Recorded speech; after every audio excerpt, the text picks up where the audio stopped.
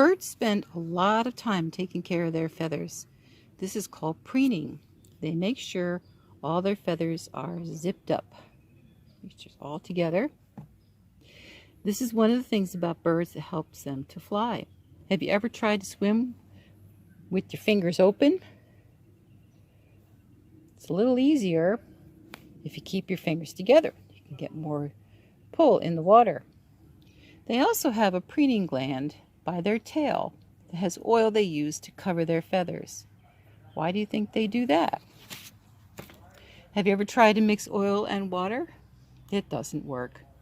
The oil helps to keep the feathers water resistant. Watch when I put a drop of water on the feather.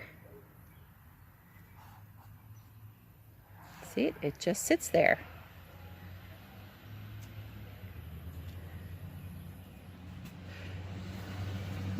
So what colors do you see on the feather? Let's see, I see light gray, and I see a little band of black, and then I see dark gray down here.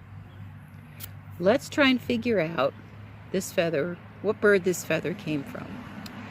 I would say that this feather is medium size.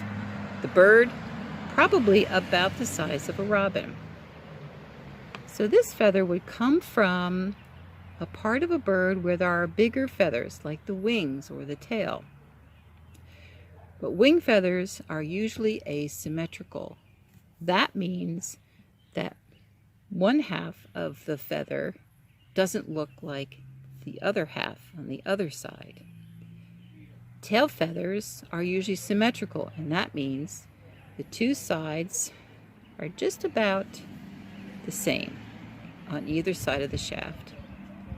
I think this is a tail feather because it looks pretty symmetrical to me. So I have about 20 species of birds in my backyard that I've seen, and the birds that are about the size of a robin would be a robin, cardinal, mourning dove, red-winged blackbird, red-bellied woodpecker, flicker, and hairy woodpecker. So then I looked in my field guide for pictures of these birds. You can also use the internet.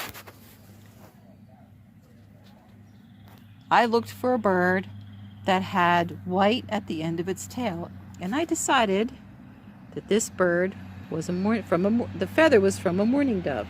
You can see the white at the edge of those tail feathers right there.